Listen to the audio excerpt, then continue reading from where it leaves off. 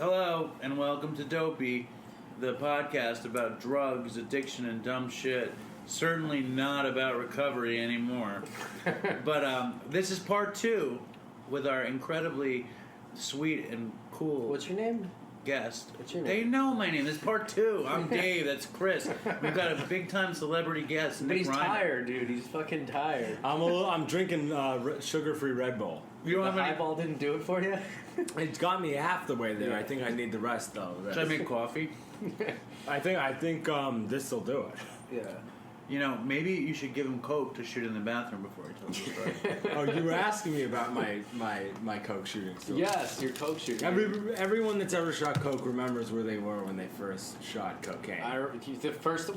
Every time you do it, you're like, well, the problem with shooting Coke is you want to do as much as you can without killing yourself. So you want to take how much it takes to like kill yourself or seize out and do a little less than that. And every time I shot Coke, I was like, I'm going to die. And the first time I shot it, it was great, but I thought I was going to die. Yeah, I shot it in Sober Living for the first time. Wow. I had just gotten kicked out of a halfway house in Maine for shooting heroin.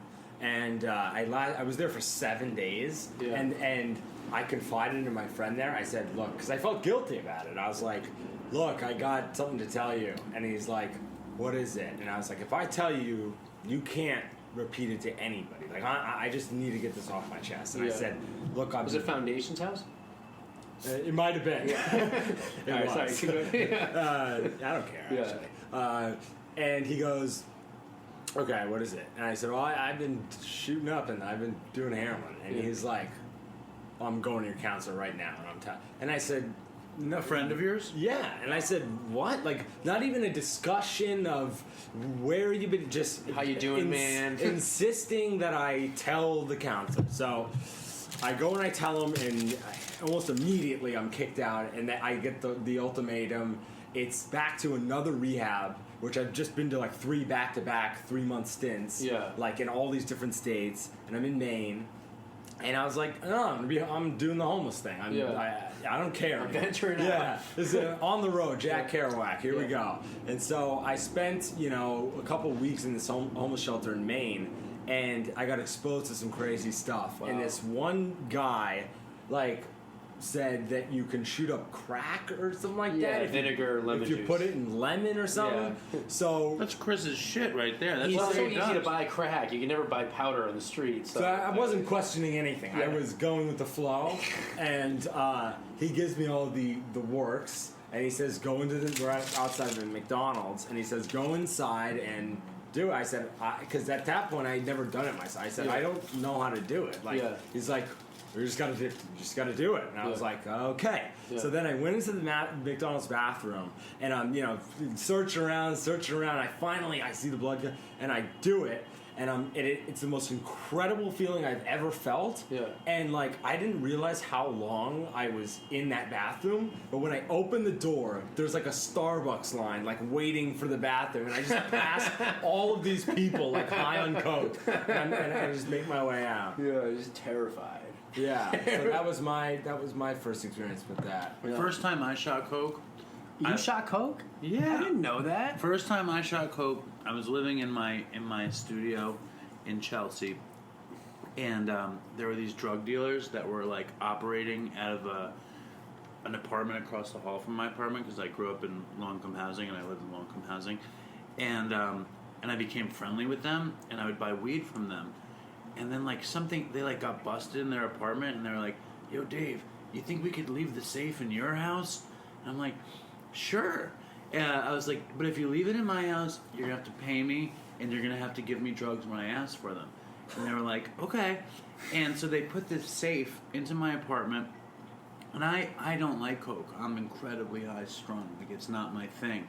But one Jews on Coke. Yeah, you know what I mean? I like dope. I like benzos and weed because they would just relax me. But fucking Coke would make me crazy. But at some point, fucking no dealer was around, and I wasn't I was on methadone, so I wasn't gonna get sick, and I couldn't find any dope. And then they came through, and they were like, "You want some Coke?" And I was like, "Sure." Yeah. And they leave, and I just sat there, and I shot a fucking, I don't know. What was the first thing you thought? What was your I first need some impression? fucking dope. I was just like, but you weren't impressed at all by the. every up I've ever taken, it's a means to find a way down. See, that's the me. thing I would always want is to shoot coke. I enjoyed shooting dope and drinking way more, but I'd always want to shoot coke because it's just like the most reinforcing. You do it and it fucking hits you so hard. Yeah, you know? it's really. It's crazy. over before it starts, though. No, as soon as, dude, at the end, I would shoot coke and immediately I hear police sirens, think I was going to die, and stab myself in the finger 20 times because I try to put the cap back on the syringe and I'd be shaking so much I'd keep stabbing myself because I Yeah. could never get the cap on, you know what I mean? The worst part about the stimulant stuff, like the meth and the coke and stuff, is the paranoia. Oh, so bad. And it's so funny, and I always thought about this, how every paranoid person comes to the same conclusion, which is the cops are outside, they're coming in, and they want me. They're coming to get me. And I know that they're out there. And I just always And thought any sound is them. Yeah. Any fucking Oh, did you hear thing. that? Did you hear that? And I would sit in my apartment with my TV on, staring at the lobby, because my TV was a closed circuit camera to the lobby of my Yeah. building. That was Yeah. the way people would come in. And I would choke and stare at the lobby and wondering who was next. Dude, I shot... Waiting for something. Dude, I shot meth once, and I was with a girl, and I was in a hotel in Pasadena, a motel, and I stood at the peephole for like 6 hours, because it just stays. It's not like coke, it doesn't wear off, it just stays forever. And I stood at the peephole for 6 hours, and the girl's on my bed, like, talking to me, and she's like, Chris, like, come over here, like, look at me, talk to me, and I said, I'm sorry, I'm like, I have to stay here. And I just sat there at the peephole for 6 hours just waiting, like, is anybody coming? And then every once in a while I'd get down and look underneath the little line underneath the door and be like, I think there's somebody standing outside. I think the difference between coke and meth is that you come up with more elaborate people. When you're on meth, it's the FBI's after you. Yeah. When you're on coke, it's the cops. It's the cops. Dude, that's what I would say. A crackhead, they'll like just steal you. Like the meth head was the person who like will rob you and help you look for it and like, you know, be your best bud, but be robbing you at the same time. Yeah, they're always scheming. Yeah. When I would shoot meth, again, it would only be it's like I moved to California sober. I was smoking weed, and I moved to my friend's house in California, and he had discovered meth, and I knew the second I smoked meth that I didn't like it, but I smoked meth just until my body needed pills and heroin. Yeah. You know what I mean? Like, I did it as a means for it. It never fucking worked. And then I would shoot speedballs with meth. You know, I would just fucking... And They're called something else. I forget what they're called. Goofballs. Is that what it is? I don't know. I think it's goofballs. I've heard goofballs. I would do that term. one part meth and like 5 parts heroin. So I would just feel the meth for a second. Yeah. And then I would just be like, blanket. Think how confusing that is to your brain. Mixing meth and I heroin. can't imagine. How does your brain sort that out? Yeah, I don't know. You're surprised how you live through these things, you know? And that's what I get grateful for. I'm like, oh, thank God, like that's past now, because they're so close, those calls. Dude, I've said this, I think, twice on Dopey before, but I'm going to repeat it. I remember being in a sober living, we shot dope, this guy fell out and was like, smack him in the face, not responding. And our solution was to shoot him up with coke. I just listened to that. Your doctors. Yeah, well, like, wait, come on. But this is the most fucked up part. We're drawing up the shot, and we're taking our coke and putting it in there to potentially save his life in our minds. Yeah. And we're like, well, don't give him too much. Just save it for us. Did you run with the high-powered, rich, party Hollywood types? No. That was never your thing. No, because they didn't want to get down like that, you know. They drink and club and they bottles. drank, you know, sip some coke and stuff like that. But there's no huge parties. The people that are doing the kind of stuff I was doing, it's, you know, there were, you know, I'm not gonna say who they were, but there were kids that I grew up in the same sort of situation that would meet this certain, you know, the Were same you end. in Southern California? Is that where you grew up? In L.A. or From something? Santa Monica. Santa Monica. Yeah. Well, that's how you ended up at Promises. Were Promises Malibu? Yeah, like at Don't the they promise to get you off of drugs? No, that's Passages. That's Passages. Oh. With it was funny because like the more and more I went to rehab, the shittier they got, the more hardcore they got. So like at first it was the fluffy Malibu ones, and then it turns into like, you know, Alina Lodge. The Alina Lodge, Burning Tree. The first fancy one I went to was Sierra Tucson, and then after that I like insisted to go to Newport Beach, and I went to this place, Oceans Recovery. You insisted? Yeah. Well, they wanted to send me to this place called Grey Wolf in Washington, and which was probably a much better place. But I was like, everybody's going to Newport. Like, I want to go to Newport. You're such a piece of shit. I actually was such a little. I would have done that. Yeah, I was like, when you're high on shit, you say so much, and then when you're like off of it all, you're like, oh, why did I agree to do it? Well, I wasn't even high. I was in my primary treatment, and and they were like, everybody was going to aftercare in Southern California, and they were trying to send me to the state of Washington, and I threw a little hissy fit, like a spoiled brat with my parents, like, I want to go to the beach. And they fucking sent me to the beach. And did you get sober after that? No, I robbed a veterinarian for drugs and then went to jail. And then I started the real intent. Then it was Impact and Alina Lodge. So the beach doesn't get you sober. The beach didn't work for me. The beach for this didn't person. Get this addict. this addict over here. Yeah. Exactly. Yeah. Fucking hell. What was I thinking? You know, all dopey stories aside, like, as always, I feel pangs of guilt.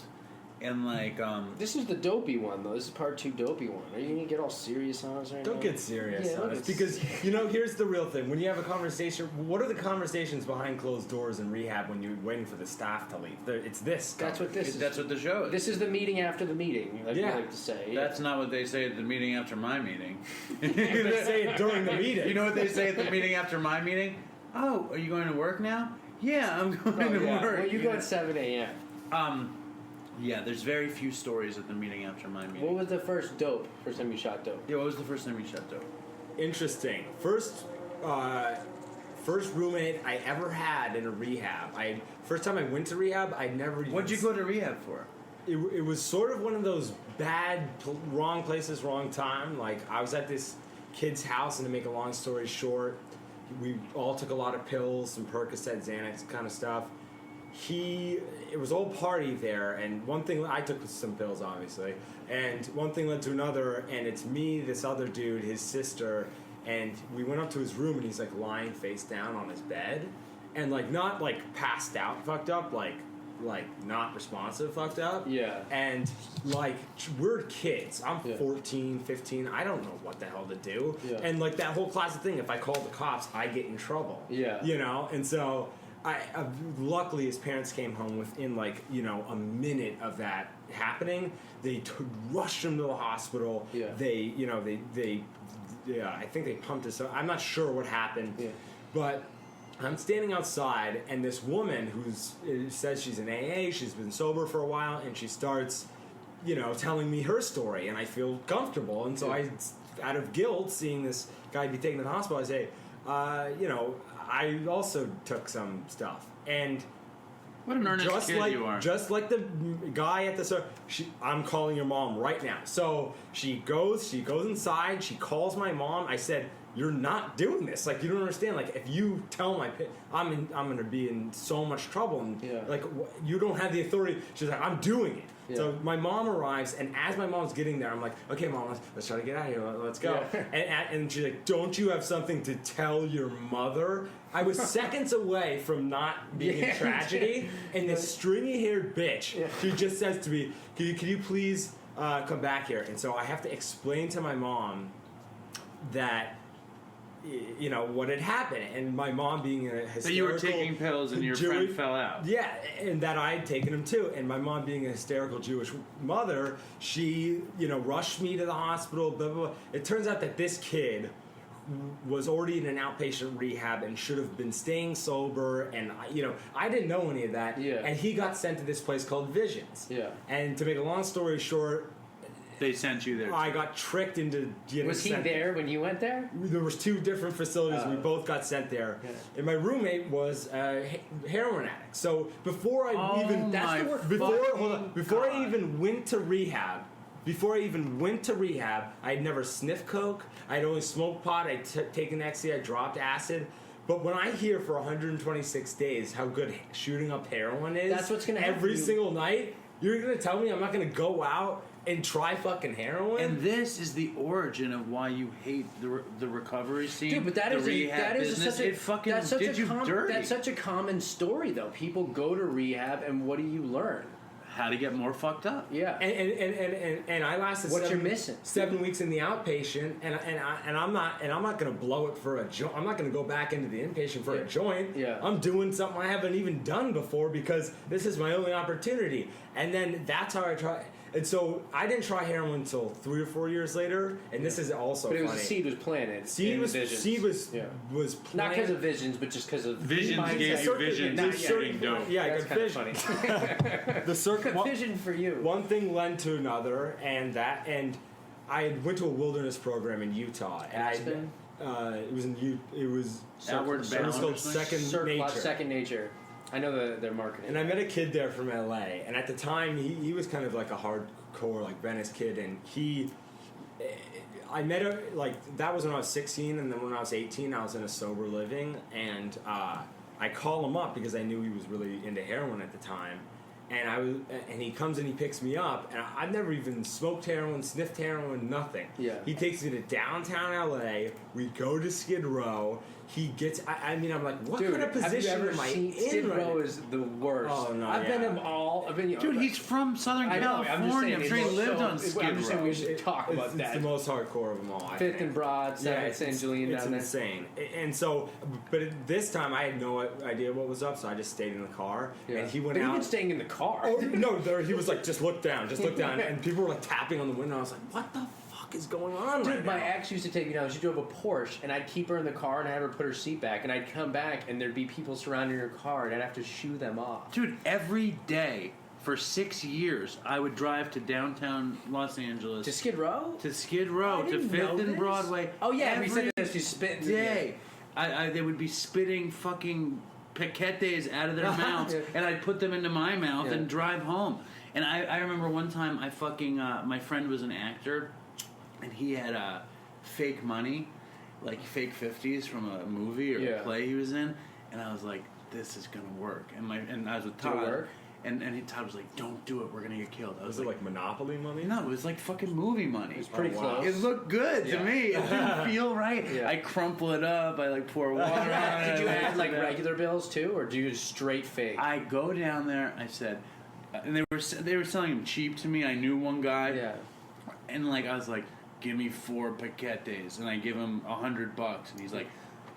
He calls. Yeah. He's like Julio. Yeah. He spits them out, gives them to me, and we peel out of there. And the next day I come back again, and he sold me more with real money. Like it's so much volume. He had no fucking idea where he All got right, the wait. fake money. So back to back to your story. Yeah, Well, yeah. that's basically the end of it. I went and I shot up heroin with this guy. But and, where did you do it? You copped in Skid Row and then did it where?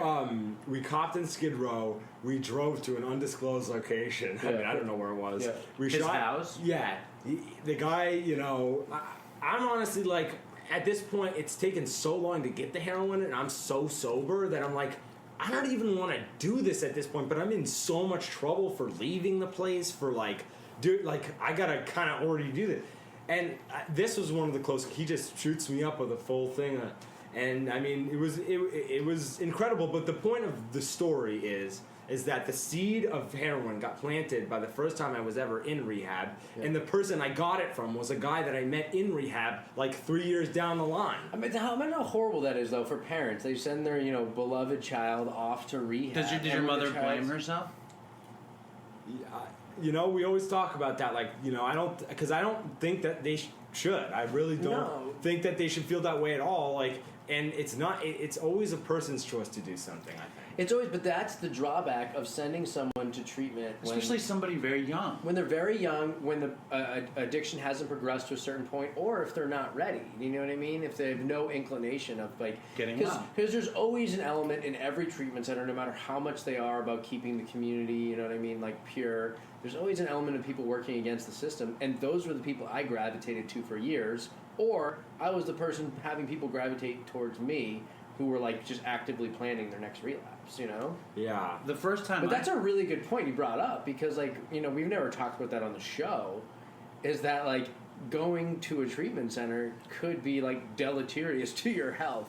Well, you should go when you actually want to stop using and you have a plan. But lots of kids don't have a choice. In my case, it was sort of like, I had done drugs, I had gotten involved in those and that sort of stuff, but like everyone knows that's ever felt anything like drug addiction, they know you can't be forced into a thing like that. Like, and I think that makes the problem worse, honestly.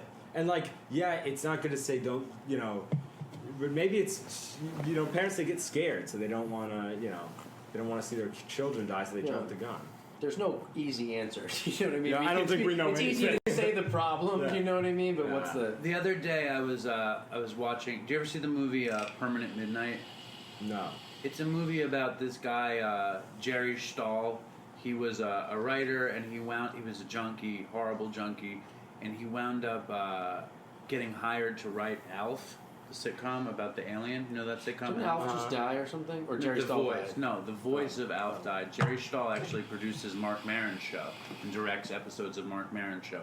But so the movie is about his, incredibly dark journey through Hollywood, writing the sitcom, shooting Dope, and like one of the things about it that caught my attention was like he would go to fucking Burbank or wherever he was working, and he'd be writing episodes of Alf, and then he's all strung out and crazy, and then he would go downtown to like some Mexican woman's apartment where he would like shoot dope with her and hang out with her and her kids. And me and Chris were talking on the walk here from work how many relationships we've had, not like sexual relationship, just like friendship with a dealer, where you get so close with some fucking totally down and out dealer. Yeah. You see them every day, and what a manufactured relationship, and all of a sudden you're like friends. Like and you go to rehab, and you're like, I'm never gonna see Papito again. Yeah. Yeah. Did you have those kinds of relationships with people that you knew that you'd never see again, but you saw every day?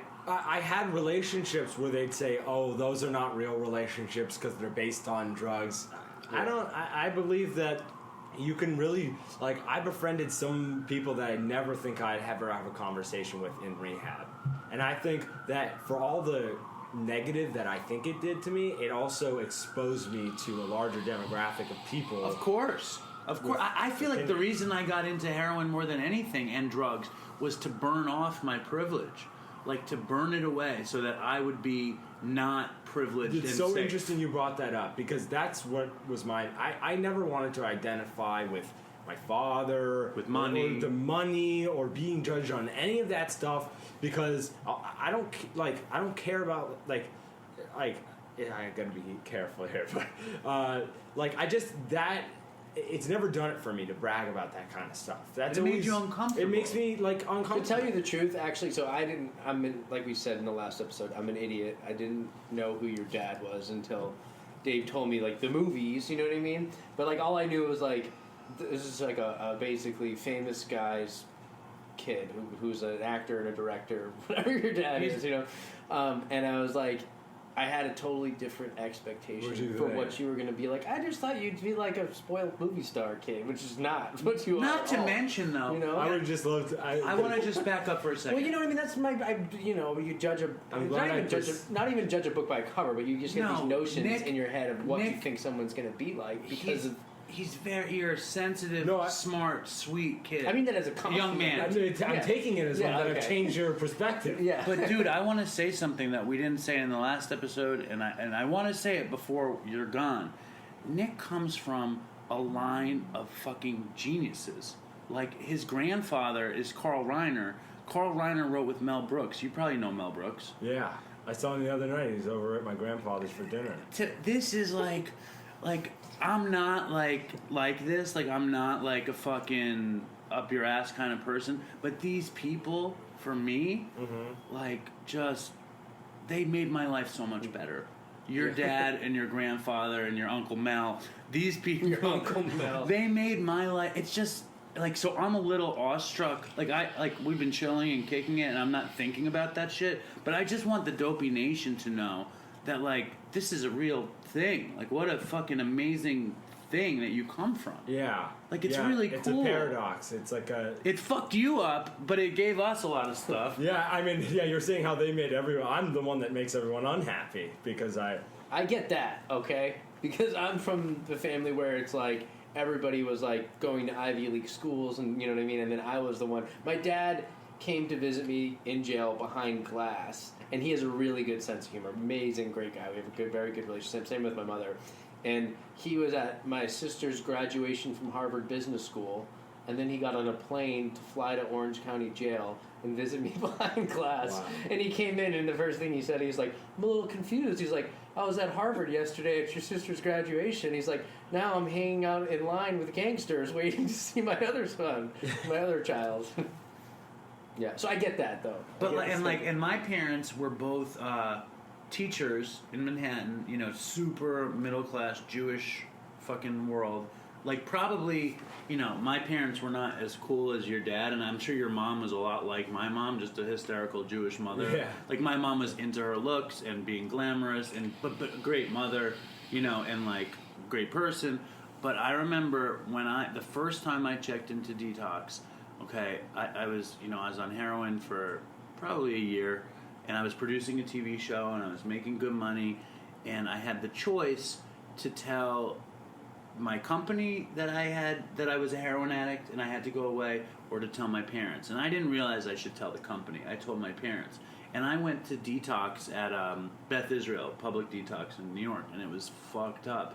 And they came to visit me.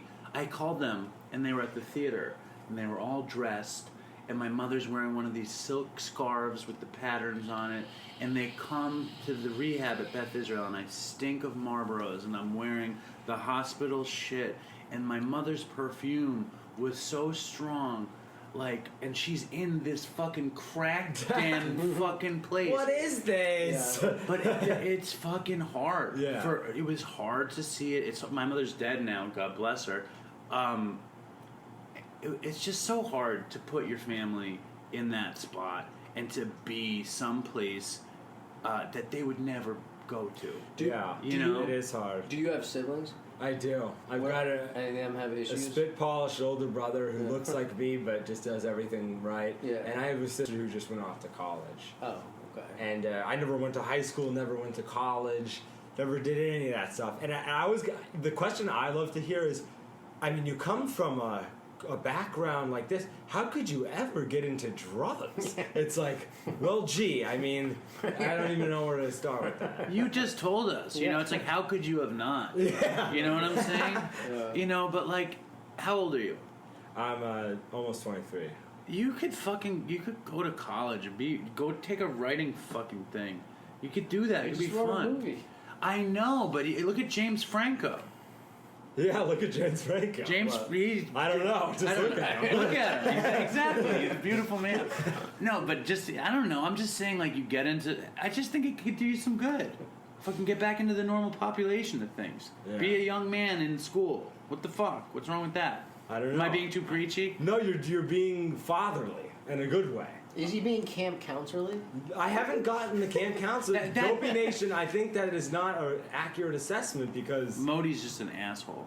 I should have kicked Modi out of the house. Moody. Modi was the comedian on the fucking show that called me a camp counselor, which scarred me. And now we're going to get emails that I'm a camp counselor. Because the Dopey That's what Nation happens. loves to Yeah. fuck with me. They just do. He catches a lot of flack, and I get very little. Except for one person. Really doesn't like me. And we really apologize to her. Yeah. We lost one member of the Dopey Nation. Oh, And she We wrote did. us a horrible review on iTunes. She gave us 2, but she gave us 2 stars. She could have given us 0. I saw those 5 stars in the iTunes. Did you see the reviews? That's a good looking presentation. It's Yeah. all right, but right? about we know about half of them are. There's like 60 reviews. I'd say we know about half the people. I want to say something It's else. 5 stars. Shush. 5 stars. don't tell them that. I want to say this, Nick. Like, number one, I respect everything that you're doing and everything that you've done.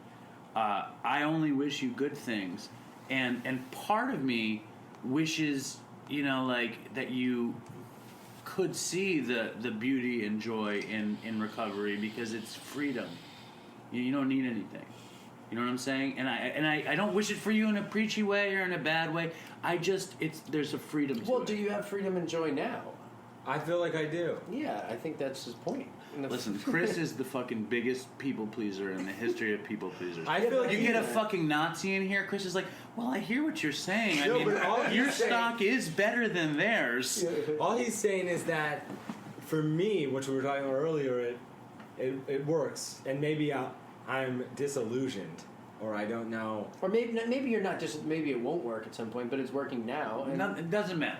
I fuck what I just said. I only wish you positive things, and I think that you can do anything you want to do, and you can. I mean, it's just so you have the world by your fingertips, and you shouldn't fucking. How come you never say stuff like this to me? I don't feel the same way about I don't you. get this ever. What are we getting here that we don't normally get? He just puts me down.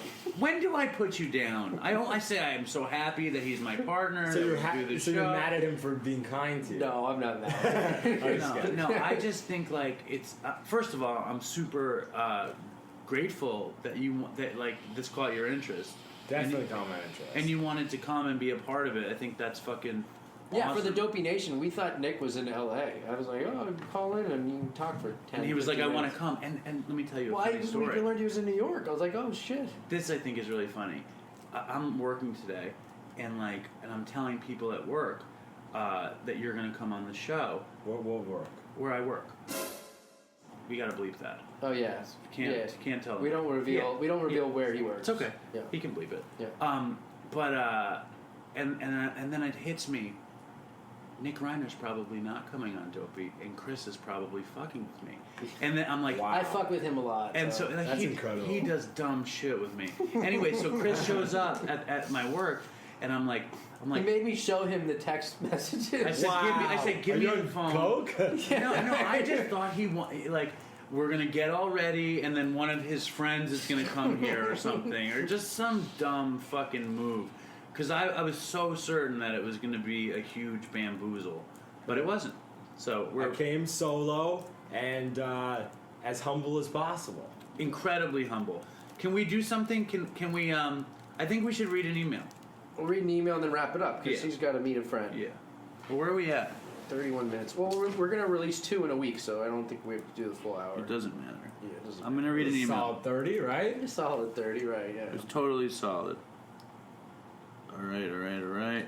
I got something funny for you to read after me and my friend had an article published in Gawker where we would just get Malibu rehabs, like we got Cliffside, a bunch of different places, to agree to ridiculous requests. Where I'd email them and I'd apply. I was an assistant for like a movie star or a high net worth individual. That's incredible. Yeah, and I said that, like, my client is a nudist and she can only do therapy in the nude. Is that okay? And they're like, yeah, like we consulted with the treatment team and that's fine. Or one, I said they're. Do you have those live calls? I don't have. No, I didn't do it. I did it all through email, and I had to prove and send. Actually, it was supposed to go on Vanity Fair, and Vanity Fair actually paid me for the piece. And then their legal team, the day before it was supposed to be run, squashed it. They're like, we're gonna get in so much trouble. But then I sent it to Gawker, and Gawker's like, sure, like we'll run it. Wow. Yeah, but I'll text it to you. Whatever. You should read it. You'll sure. laugh, dude. From one of them, we did like our. I said that my the person I worked for was a movie star, and that she was selectively mute and would only speak in front of cameras, and could she do nonverbal treatment? And they were like, sure, like that's fine. You know what I mean? It's just about the money for them, Yeah. Yeah.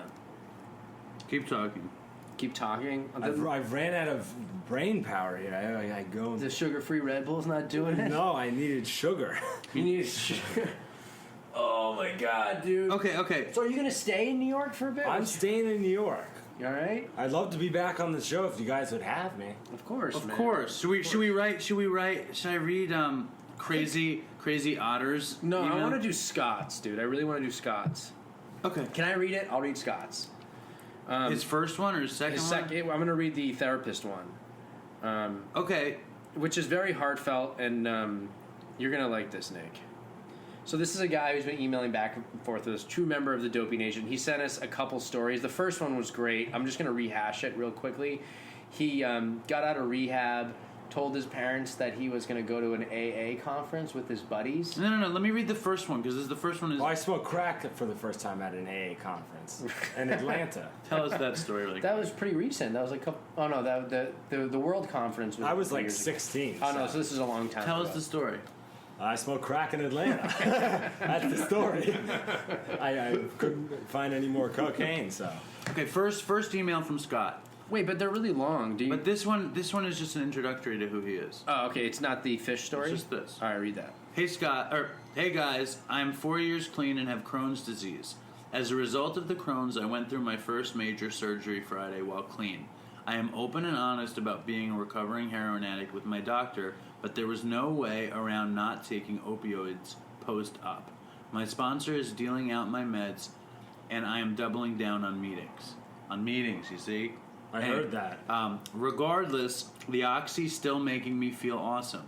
I said That's a red flag. I said all that to say I stumbled across your podcast and have fallen in love with it.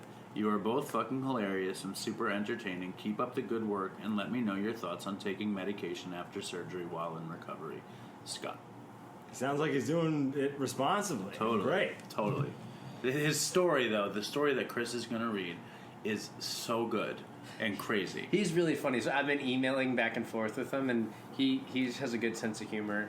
And this is one line from a different email. He writes, "How come Dave never writes me back? Is he too busy with his job at Olive Garden insulting autistic kids?" He's funny. Wow. Because I told a story where I insulted an autistic kid, and I think I wound up saying, "What are you, autistic?" And they were like, "Yeah, he's autistic." Here it is. Shit, that worst case scenario. Okay, so the one story I said that he got out of rehab and he convinced his parents to let him and his friends go to the AA conference somewhere, and they had bought him a new car. It was like a Suburban or something, Mm-hmm. and he was getting high, pretending like he wasn't, they were doing something wholesome and good, and instead they went to a fish show. It was Coventry, and they were driving up there, and they had a bunch of kerosene in the car for cooking hamburgers. And he had a butane torch. Oh, yeah. And the butane torch button got depressed, and it lit the kerosene on fire. And they had to pull the car out and jump out. The entire car went up into flames, exploded, and got burnt down to nothing. Holy shit. And he said it was literally so bad that it was he couldn't eat, he had to call his mom, and they were in fucking Maine, and he was supposed to be in I don't know, Atlanta or some shit. I thought this was a crack smoking story because of the blowtorch. No, because I don't know what the torch was. I guess it was for weed or something, but that was the first he sent. I'm not going to read that one right now. I'm going to read this other one, which is pretty crazy, dude. It's a good story. It's a really interesting story. So, okay, so I'm just going to skim through the beginnings. The counselor story is super long and super, super fucked up. So much of my addiction came from monstrous feelings of sexual inadequacies, body hatred, and overall feelings of not feeling good enough to have a relationship with the opposite sex. I am in the middle of 3 brothers who are all blonde hair, blue-eyed quarterback dudes. Good looking, not afflicted, and had no problems getting the ladies. I was not very good at sports and liked to lock myself in my room and listen to Elliott Smith while they were out playing ball and working out. This alienated me from them and my father and further sent me into my shell of self-loathing and hatred. Anyway, when high school started, I was fat, had no friends, and was scared to look at a girl unless it was a chick off YouPorn. When I found pain pills, the feeling of inadequacies melted away. Flash forward several years and I am at this rehab in the Mississippi backwoods called Crossroads. Chris, I think there was some confusion as I look back on our previous emails as you got it confused with Clapton's place in Antigua with the same name. Clapton was at my Hazleton graduation. I digress. So I make it through the first 30 days of a 90-day stay at this super shitty place, and the whole time I am being extremely flirty with my case manager and basically focusing on her completely borderline obsession. I had shared all my feelings of sexual inadequacy with her, and all that bullshit was completely open with her, etc. Anyway, one day, I'm literally crying in her office during a session about my ex and how I stole her credit card and charged a $3,000 engagement ring on it when she found it, had the gall to dump me, the fucking bitch. Anyway, I was like, in my fucked up mind, if I could only get a chick who liked me for me and did not care about how small my dick was or that I sucked at sex and was fat, I would not have to use heroin and oxy. So, in this bitch's fucked up mind, she decided to help me with this. She said, "What if I helped you with that?" At first, I did not pick up on what she was talking about because while I was obsessed, I never thought a relationship would turn physical. It sucks just recounting this. Anyway, she pulls this bottle of lotion out of her desk drawer and proceeds to give me the best hand job since Katie Bowman in 8th grade.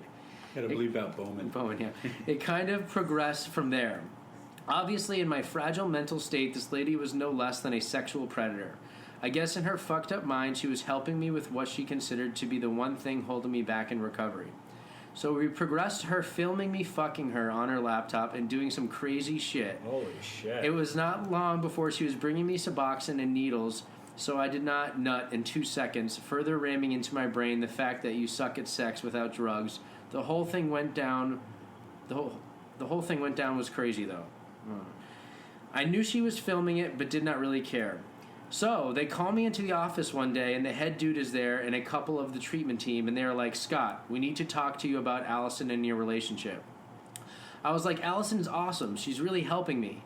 They then flipped the computer screen around and showed a still shot of Allison with her head buried in my lap.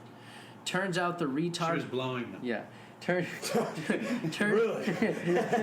Turns out the retard predator bitch had accidentally been saving the video files to the company network and had been using a massive amount of storage. The IT guy goes poking around the network, sees the videos, and blows the whistle. So this sends me into a crazy fucking tailspin. I leave treatment and commit some sweet insurance fraud, buy 2,000 K8 oxymorphone, 500 pack of rigs, and go to town. It took me years of talk therapy to get over that shit, and while I can look back and laugh now, it was not funny at the time.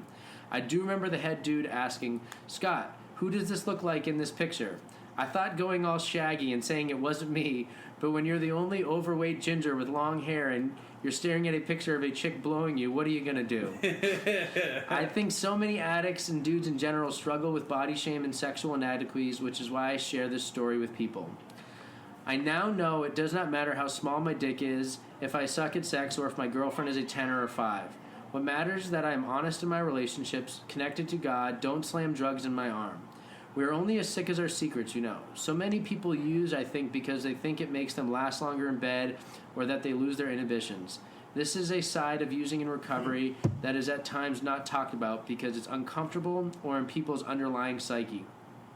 I now am able to have a healthy relationship with females, and while I am single now, I have had fulfilling relationships since putting the work in on myself. So, sorry for the long soul-spilling email, but it helped me to write it, and maybe it will help you. Let me know before you read this one on the show if you choose to. While many of the things that I did or happened to me are hilarious, this story is funny. There are some serious undertones. On the surface, the story is funny, but there are some serious undertones. So let me know what you think, or if you read this long, shitty, strung-together email.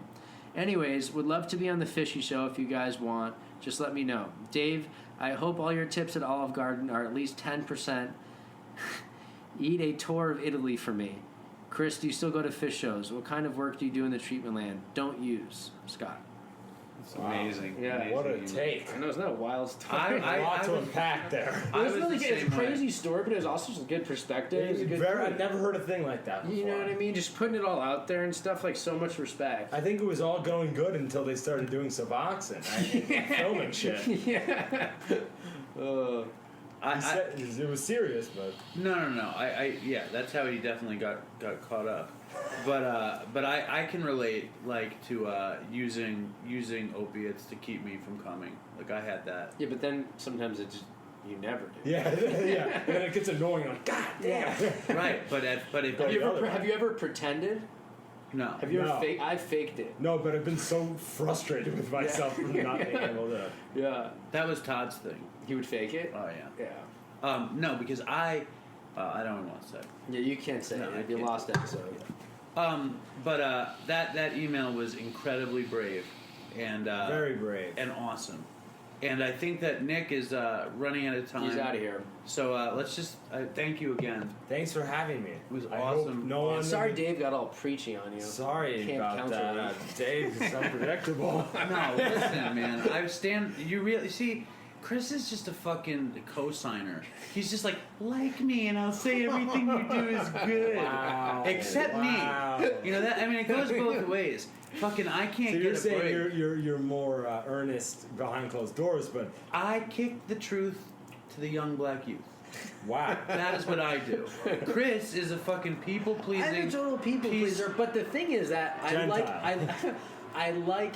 That's probably my strongest suit is that I like most people that I meet, and I want the best for them. You know, and that kind of is tied in with my people pleasing. So I don't think it's a bad thing. I don't think he's like a people pleaser. He seems like a wholesome guy. He's a wholesome people pleaser. He wants everybody to think he's the won't best. get off of this. He just really is.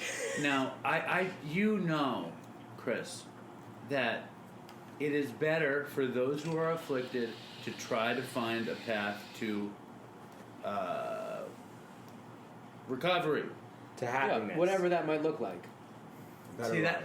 what Chris really thinks is that you're going to go through miles of craziness, drugs, and eventually you're going to come back. I know he thinks that. And He's I know, the Zen master. No, I think here that's we what go. you think. That's what he thinks. Yeah. That's what he thinks. That's Only if you're lucky. I would say listen. I would say I always like to boil it down to this: were I to place a bet on what would happen, God.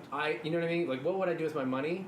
What would you do? I probably would bet with Dave's line of thinking. Thank God. But I that love doesn't- it because but I that love doesn't being mean I'm betted wrong. against. Yeah, there you go. It's just spite will motivate you. Yeah. Yes. To be able to use successfully. But my point is that bet isn't a sure thing, and I know that because I've seen it with people like Dave with the CrossFit gym, who drinks and successfully and was an IV heroin addict. You know what I Until mean? the day my he bet was returns to against dope. And I don't think he's going to because I thought he was, and it's been a long time. But maybe he will. You I keep don't telling me I'm going to return to dope. I'll just take your word for it and go and do it. I'm not saying I was talking about Dave. I wasn't talking all about right. you. And I don't think anybody has to do anything. I'm just saying, like, for me, this path has been like great. Like, I've just had my life right now is like good and almost easy. Like, life is never easy, but not worrying about The stuff shit. you freak out about is stupid in the long run. But I don't Yeah. freak out even in the same sort of clip that I used to freak out. Yeah, it's less of a freak out. And that's fucking beautiful. My freakouts now are like, I have a bunch of reading for school I haven't done. Like, who fucking cares? You know what I it's mean? no Like, big it's deal. Yeah. Anyway, Dopey Nation, stay strong. Write a review. Tell us what you think.